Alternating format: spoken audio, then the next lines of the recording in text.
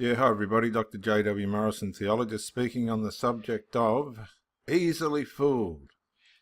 We're in 1 Samuel chapter 27, verse 1. Now the interesting thing before we start here is David's running around saying Saul's the Lord's anointed. He knows that he isn't. He knows that he's the one that is anointed. He also knows that Samuel was not going to tell the people that Saul had been rejected. Samuel's dead now, by the way. And that David had been installed as the new anointed king. And this was not going to happen because Samuel was dead, so his ministry failed from far as I'm concerned.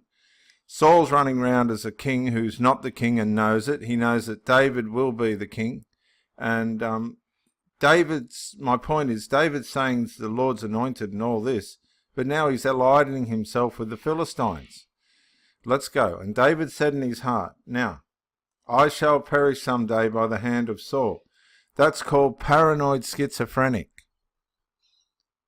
That's a presumption based on fear. Proverbs says, the wicked flee when no one pursues, but the righteous is as bold as a lion.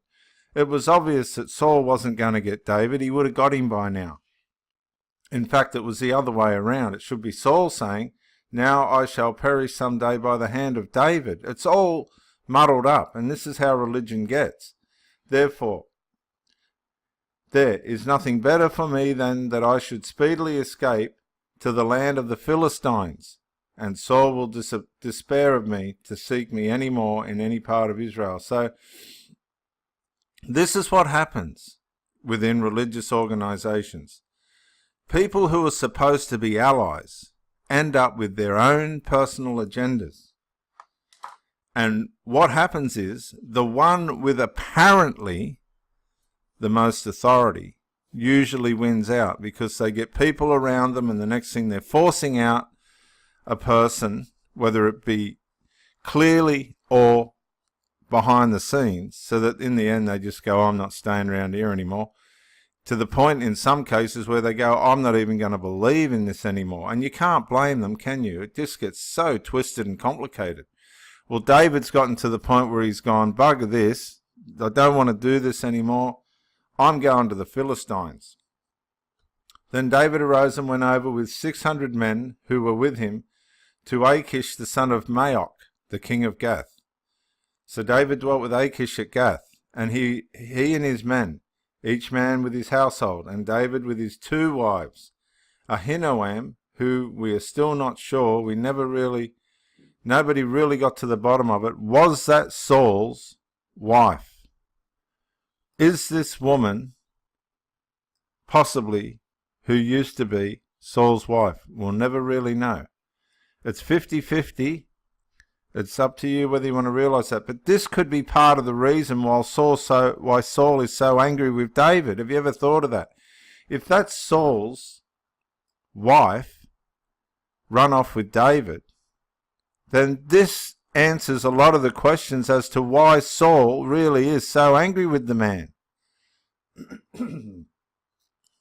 That is just a thought, and it's something you can study out, but you'll never get to the bottom of it because I've spent hours on it.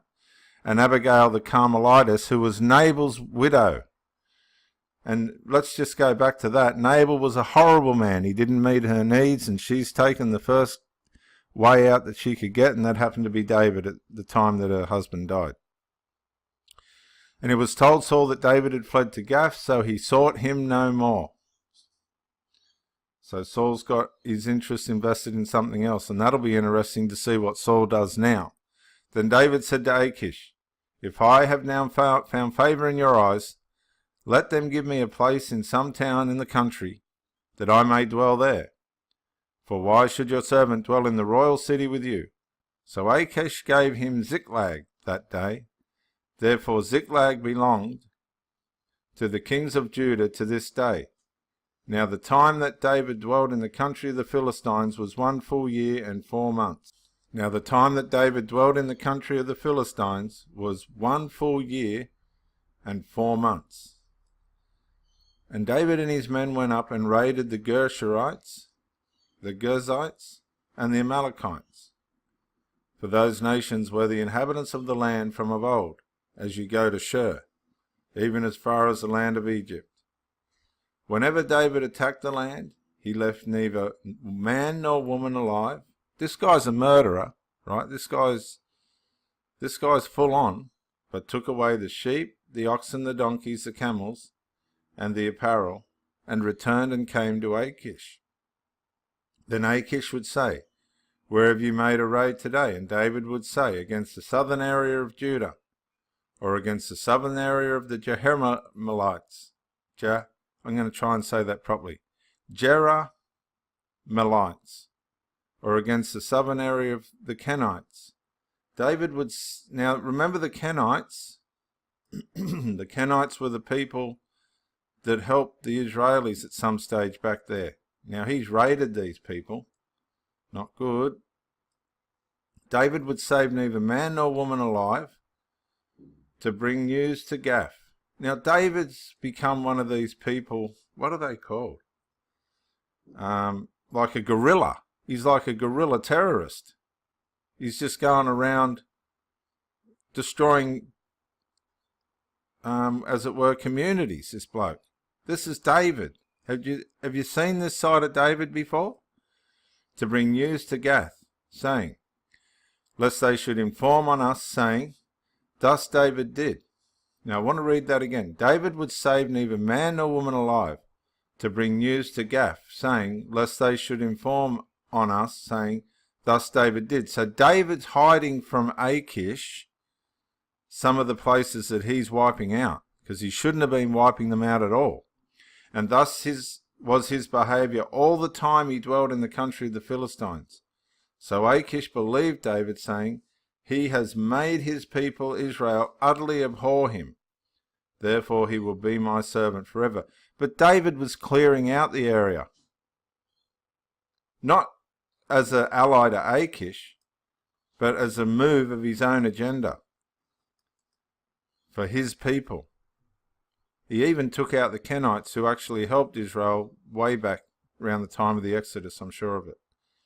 Let's go to chapter 28.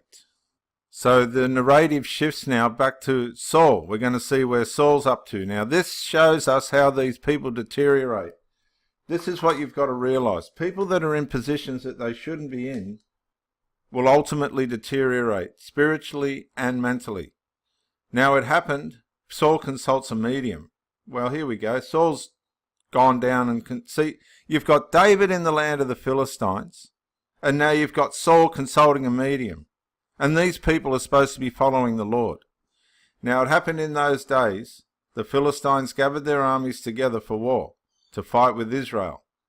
And Achish said to David, you assuredly know that you will go out with me to battle, you and your men.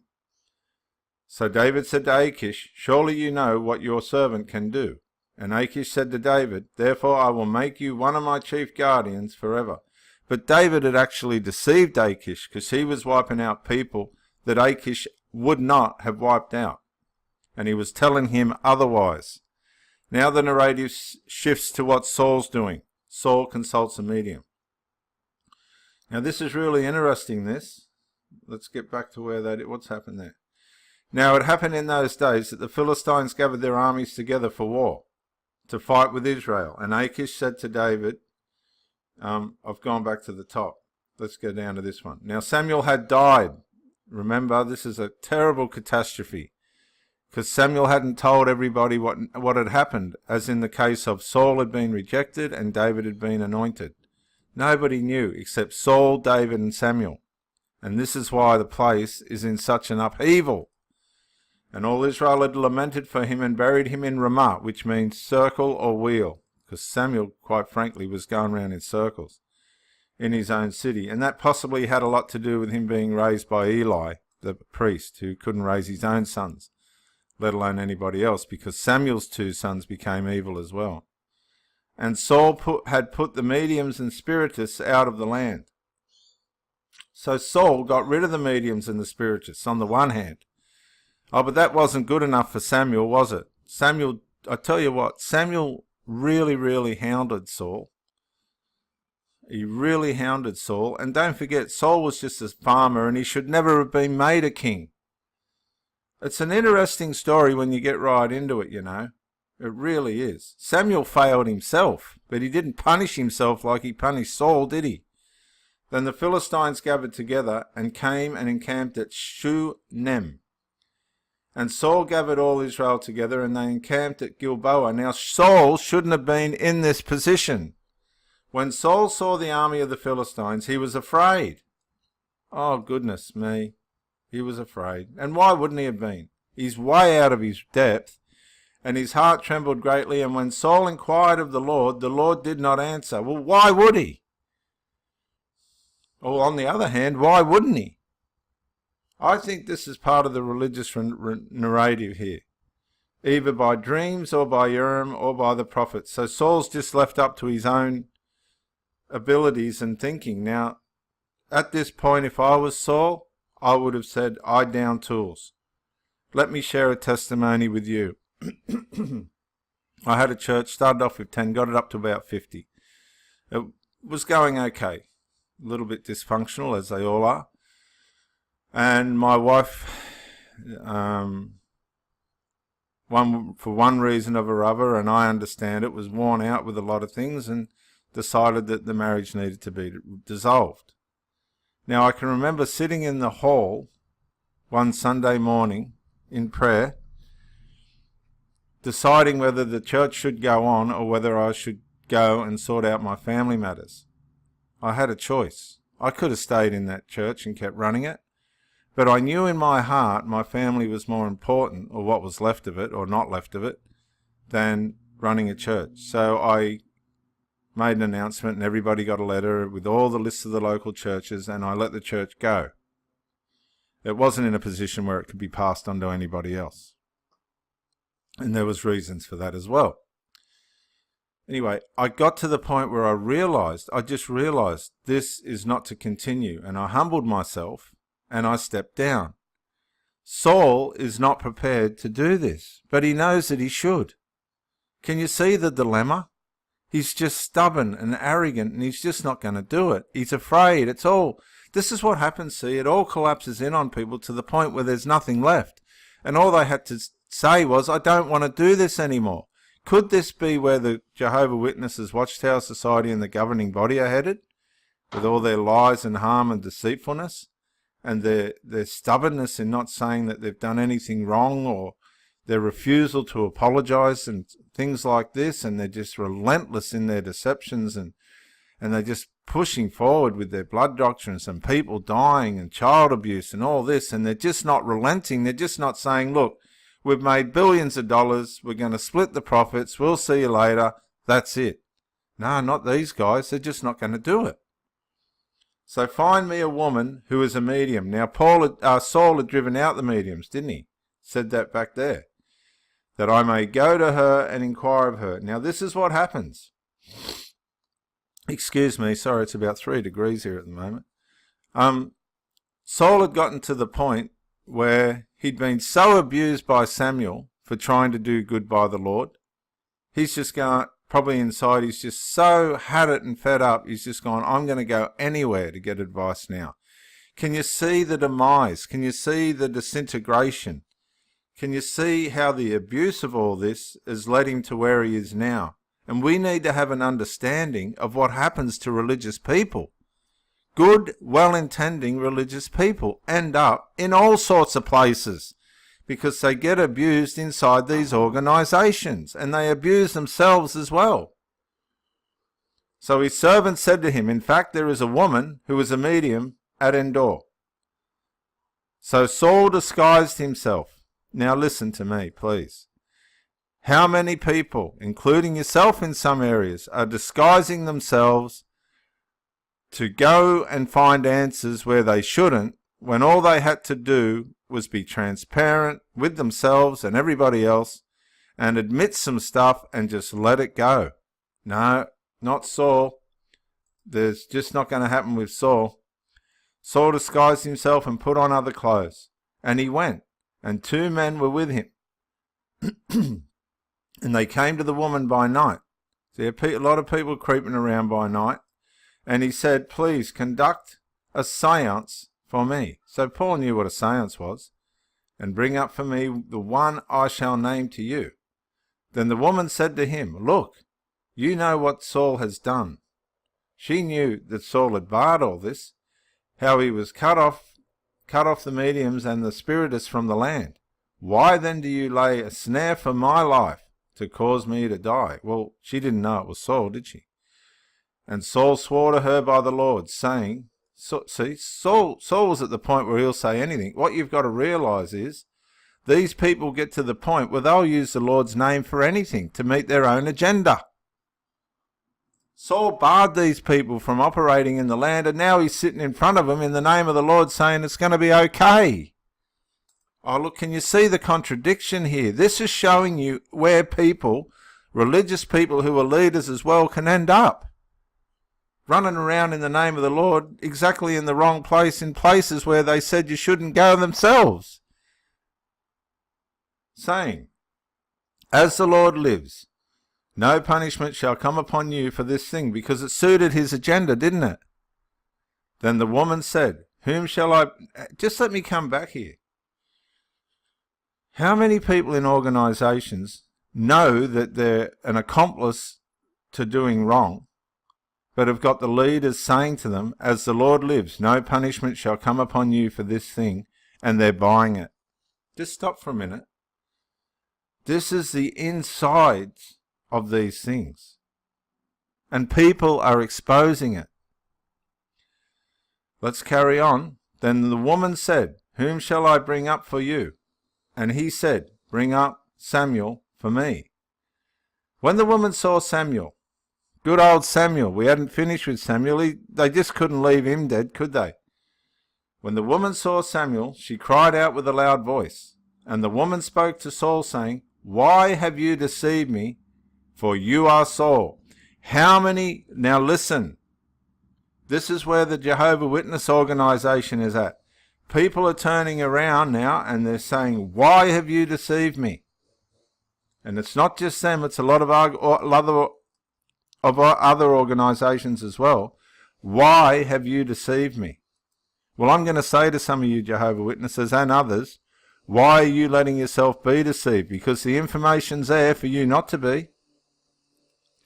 For you are Saul. And the king said to her, do not be afraid. What did you see? And so he's still relentless. And the woman said, I saw a spirit ascending out of the earth. So he said to her, what is his form? And she said, an old man is coming up, and he is covered with a mantle. And Saul perceived that it was Samuel. And he stooped with his face to the ground and bowed down. Now Samuel said to Saul, why have you disturbed me by bringing me up? Well, to be honest, Samuel, you had some unfinished business, didn't you? And Saul answered, I am deeply... Samuel could have just said, Saul, if you do this, this and this, everything will be fixed. No, not. This is how dysfunctional this is. I am deeply distressed, for the Philistines make war against me, and God has departed from me. Well, he departed from Saul in chapter 15, didn't he? But Samuel didn't tell anyone, and does not answer me any more, neither by prophets nor by dreams. Therefore I have called you, that you may reveal to me what I should do. Now he didn't call Samuel at all, did he? He just went to the seance, trying to get whatever he could out of whoever he could. But Samuel showed up. So it's convenient for him to say, I've called you, but he didn't. See how you've got to read between the lines? Hang on, what have I done? Then Samuel said, so why do you ask me, seeing the Lord has departed from you and has become your enemy? Well, this happened back in chapter 15, didn't it? We're up to chapter 28, and they're still going on with it. And the Lord has done for himself as he spoke by me. For the Lord has torn the kingdom out of your hand. When did he speak that? 15, 16, and 17. And given it to your neighbour David. Because you did not obey the voice of the Lord, nor execute his fierce wrath upon Amalek. Therefore the Lord has done this thing to you this day. Moreover, the Lord will also deliver Israel with you into the hand of the Philistines, and tomorrow you and your sons will be with me. Oh my goodness. Oh my goodness. Can you imagine the panic? Then the Lord will also deliver the army of Israel into the hand of the Philistines. Immediately Saul fell full length on the ground and was dreadfully afraid because of the words of Samuel. And there was no strength in him, for he had eaten no food all day and night. He'd come to his end, Saul. He'd had it. I mean, this guy was a farmer. Can you imagine, look, honestly, really honestly, somebody coming up to you while you're looking for a donkey and saying you're going to be king of the nation? This is where it ended up. I don't know where the sense is in all this. It's caused death, harm. 50,000 people at one stage got killed. And the woman came to Saul and saw that he was severely troubled. Severely troubled? Goodness. She bolted, and she's come back and said to him, "Look, your maidservant has obeyed your voice, and I put my life in my hands and heeded the words which you spoke to me.